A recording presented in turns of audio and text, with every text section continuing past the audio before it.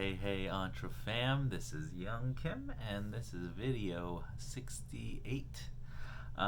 Today was a okay day. I worked a little late today as well. But other than that, it's been fine, I guess. It caused us to eat dinner late and stuff like that, and now our daughter won't go to sleep. My wife is currently trying to get her to sleep upstairs while I do this here real quick downstairs. We have a couple things we're gonna do over the weekend. We have a friend's birthday. We're gonna eat some lunch and then also do a escape room. And we found a babysitter to watch our daughter. So yeah, should be a fun evening. Although my wife she's always like wanting to get out, and have fun, but then like 15 minutes after being separated from our daughter, she's like, I miss her.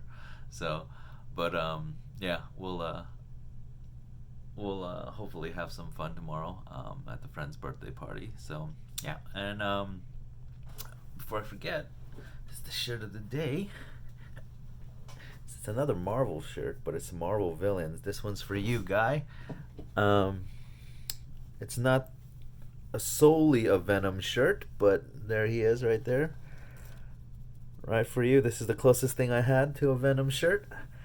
But yeah, it has a bunch of villains. There's Thanos. People probably know by now. There's Red Skull. I won't go through all of them.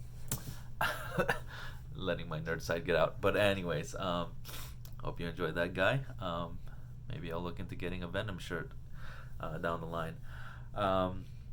Anyways, gonna continue on with my throughline challenge here, and it's going back to after our we found out my wife was autistic and things like that, and then we eventually moved out, like I mentioned, on our own. Finally, have our own place. It was just a tiny one-bedroom apartment, but it was like the perfect size for us. We didn't need much space.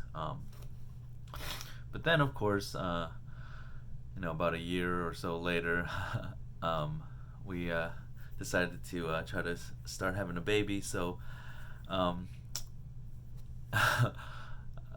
we were getting prepared and everything, and everybody was telling us, oh, it could take up to a year and things like that. And yeah, so we were just really trying to get prepared and do the right things. And apparently, it only took one try. So, but yeah,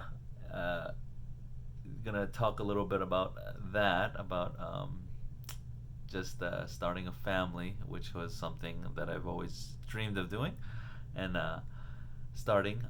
So, throughout the whole pregnancy process, I tried to be as supportive as possible, and we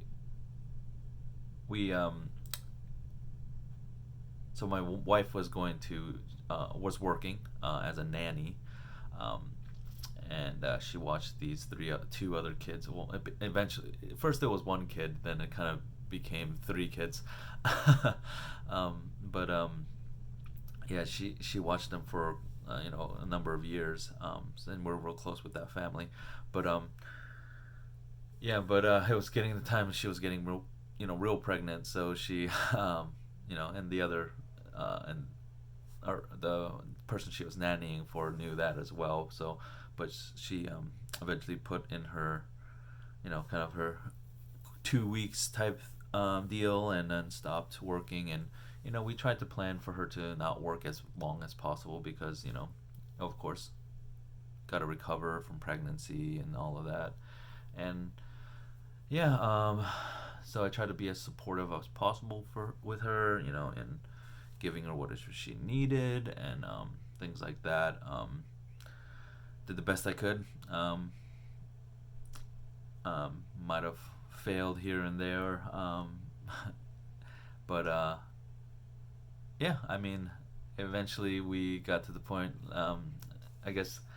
Well, the funny story about how our daughter came into the world was we were going in for her. I think it was her. Can't remember. 20, maybe. Or sorry, not 20. 36-week appointment or something like that. But anyways, yeah, we're going in for that, and the doctor was like, "Oh, we need you to go to the hospital, and just to get some tests done because we see some, stuff going on." So we're like, "Okay." So we went over to the hospital side, and we, they got all the tests done, and then they were like, "Yeah, so we see elevated like protein and things like that."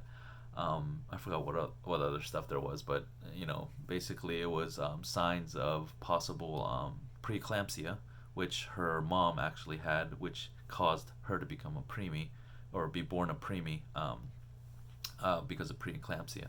So we knew going into it like that this was definitely a possibility. So we were like, okay, and they were like, oh, so we're gonna just keep you here, just monitor you for a little longer, see what happens. And then so we stayed there.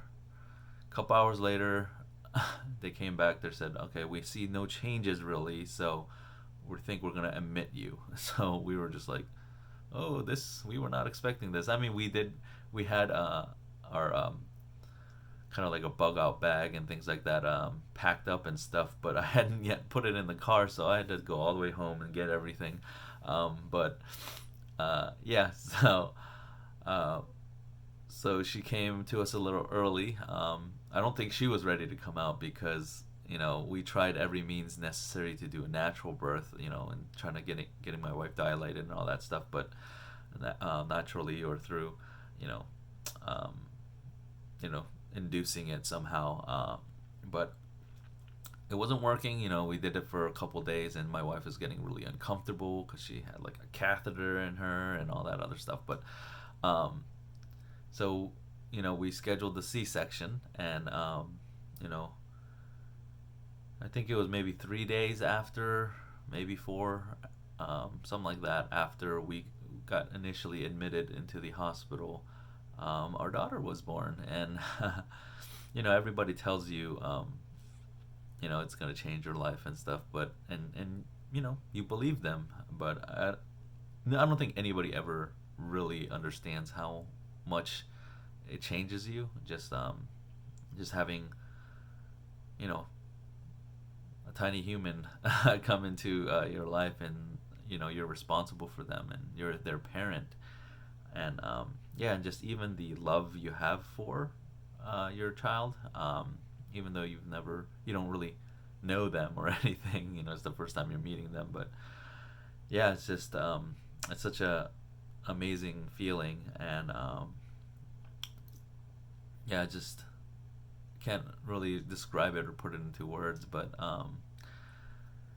yeah, my wife was a trooper through all of it. The C-section and everything.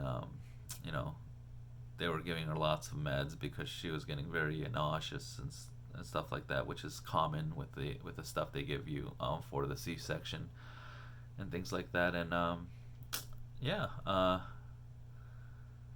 we were able to have her, and in the next couple of days we stayed in there because my wife still had to recover, and you know, I was able to just take some PTO time off, obviously because it was unexpected, and they understood, my work understood and everything.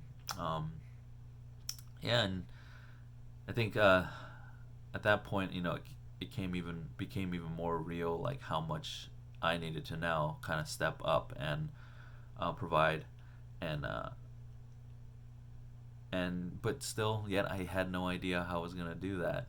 I mean, besides just working and saving, and just barely meeting ends meet. But